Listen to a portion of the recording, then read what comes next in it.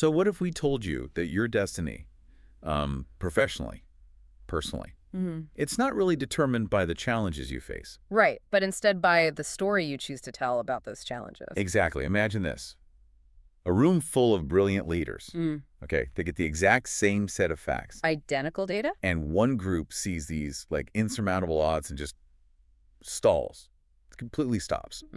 While the other group, they see limitless opportunity and, well, they sprint towards success. That paradox, that's really the core of modern leadership, isn't it? And today, we're doing a deep dive into an ancient leadership case study to try and uncover the blueprint. A really foundational one. We're exploring the story of the 12 spies. You'll find it in the biblical books of Numbers, chapters 13 and 14. Yeah. Our mission here is to give you a shortcut, really, to understanding how perspective, not just the raw data, shapes pretty much every major outcome. It's critical. We need to identify those, tripwires, understand why fear can sometimes hijack critical professional decisions. Which it does, often. And figure out how to turn those overwhelming obstacles into a launchpad for, well, undeniable growth. It's probably one of the most powerful narratives out there for dissecting decision-making under pressure. Why do you say that? Because fundamentally it holds up a mirror, doesn't it? Yeah. To the modern manager, the executive, the entrepreneur. You're always confronted with data that has two sides. Okay. The good news and the risks. The real question is, which side gets the microphone? Which perspective gets amplified? All right, so let's set the scene then. We start at a place called Kadesh Barnea.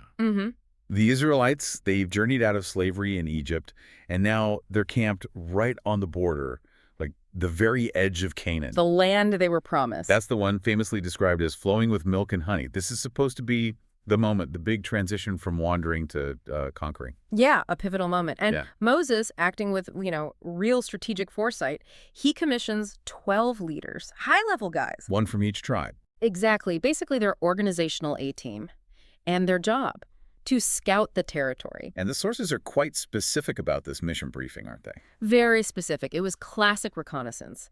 Assess the land, figure out if the people there are strong or weak, few or many. Check the towns, are they like? Open camps or fortified cities? Right. And look at the soil. Is it fertile? Is it poor? Basic intel gathering. But here's the crucial detail, the one that often gets missed, I think. The mandate. Yes.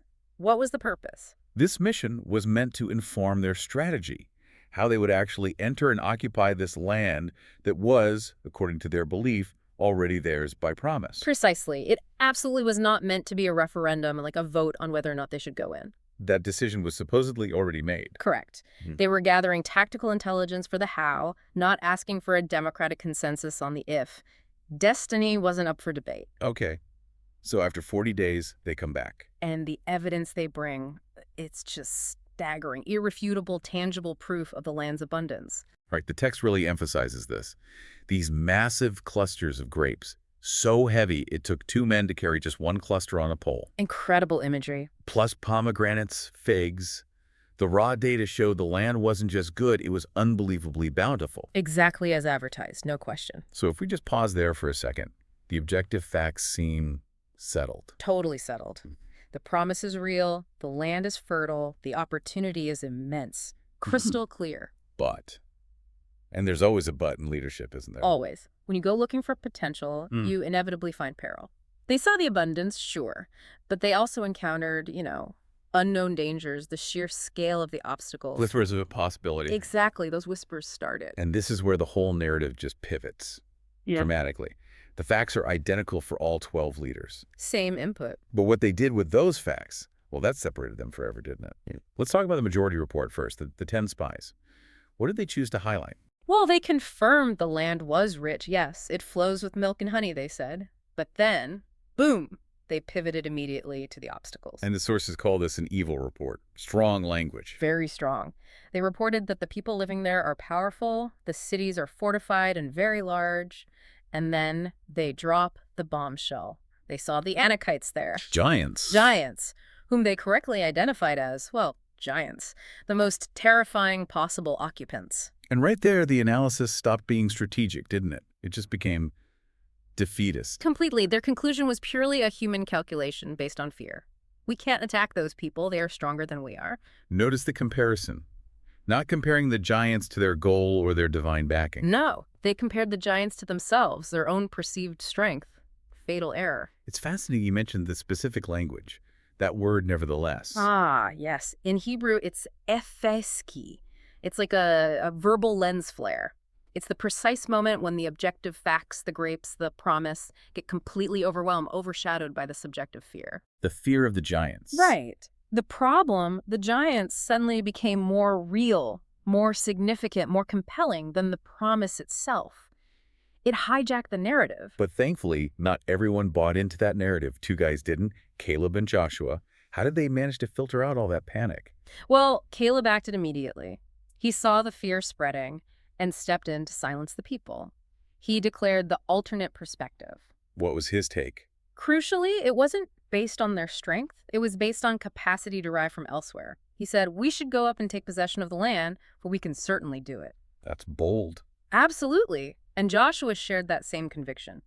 Total confidence, not in themselves, but in the promise. The contrast is just. It's stark. 10 guys see insurmountable threats, conclude impossible, retreat. Caleb and Joshua see the exact same dangers, but their conclusion is consistently victorious, advance. They framed the challenge within the larger context, the bigger picture of a guiding power, not just their own human limitations. And that, right there, that's the lesson for anyone listening, isn't it? Same input, same facts. Totally different interpretations and totally different outcomes. Let's really dissect the anatomy of these two perspectives, these two lenses. Yeah. Let's start with the lens of fear, the 10 spies. Okay, the lens of fear. It starts almost always with a fixation on obstacles. They just locked on to what they couldn't do. Which leads to paralysis. Instantly, paralysis by analysis, you could call it. Their report wasn't designed to find a path forward. It was designed, maybe unconsciously, to justify inaction. And their description, it seemed to move beyond just objective reality into something, well, darker. Exaggeration. Oh, absolutely. They went from reporting facts, we saw Anakites, to telling a story. And the story they told was purely self-defeating, designed to cause terror. What was that key line? The truly devastating sentence, the one that reveals everything, is this. We seemed like grasshoppers in our own eyes, and we looked the same to them. Wow. In our own eyes. That's critical. It shows the fear-based leader's first act is often to diminish themselves, to deform their own identity. So they weren't even accurately gauging the enemy. No, they were projecting their internal feeling, this grasshopper complex, their sense of smallness, inadequacy onto the enemy, and assuming the enemy saw them that way too. It completely distorts the reality of the situation. That is so relatable, though. If you walk into a negotiation or a big pitch feeling like a grasshopper, You've already lost. The battle's over before it begins.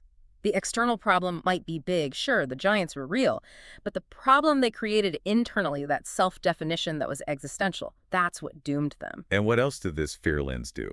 It caused profound forgetfulness. They completely ignored their own history. Past victories. Every single one. The parting of the Red Sea, the daily food manna appearing out of nowhere, water from a rock. All those past successes, proof of capability, just vanished from their minds. So present fear blinded them to past faithfulness. Exactly.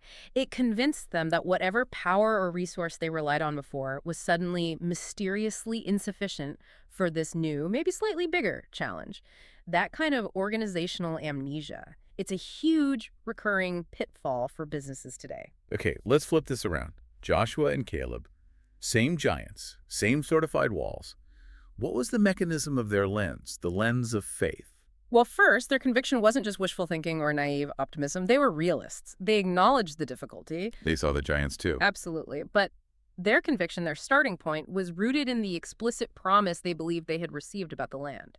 So they immediately reframed the context. How so? They declared, yes, the giants are real, the cities are fortified, but their protection is gone, but the Lord is with us. They changed the equation. So they didn't minimize the challenge. Not at all. They magnified the capacity available to overcome it. It's like faith-filled realism. That's a great way to put it. Faith-filled realism.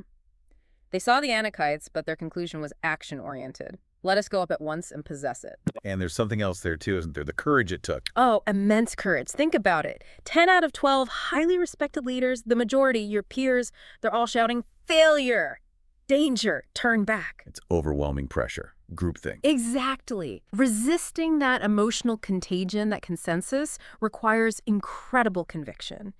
They were willing to stand almost alone, anchored by their belief in the promise, not by popular opinion. Speaking of standing alone, let's talk about the consequences for the group that chose fear.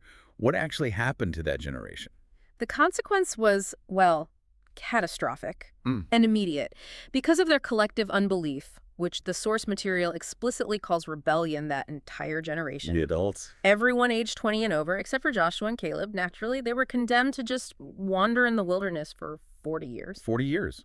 Why 40? 1 year for each day the spies were scouting the land. It was a direct consequence. They wandered until every single one of them died out. So their destiny wasn't just delayed. It was completely deferred, passed on to the next generation, a journey that should have taken maybe weeks. Turned into a 4-decade funeral march. Wow. Their perspective didn't just affect their strategy, it literally determined their lifespan. It absolutely did. And this ancient story, it throws up these huge warning signs, pitfalls that are just so relevant today. Like what? Connect it for us. Okay, first, the obvious one. The contagion of fear. The sources say the entire community wept and grumbled all night because of the 10 spies report. It spread that fast. Like wildfire. 1 or 2 negative, fear-driven voices can infect an entire team, shape the whole culture, and just grind innovation to a halt. We see it in companies all the time. And that leads right into the second pitfall. Groupthink. Yeah. The Israelites just succumbed to the perceived consensus. They didn't just disagree with Joshua and Caleb, they got so angry, the text says they threatened to stone them. For offering a different perspective. For daring to dissent. When organizations punish the bearers of optimistic, maybe challenging but ultimately solution-oriented news, they shut down innovation. They basically guarantee dysfunctional decision-making. Okay. Contagion of fear, groupthink. Yep. What's the third one? The third one is maybe the most insidious. The seduction of nostalgia. It's fascinating. When the future looked terrifying, giants looming large, what did the people cry out? Let's go back to Egypt. Exactly.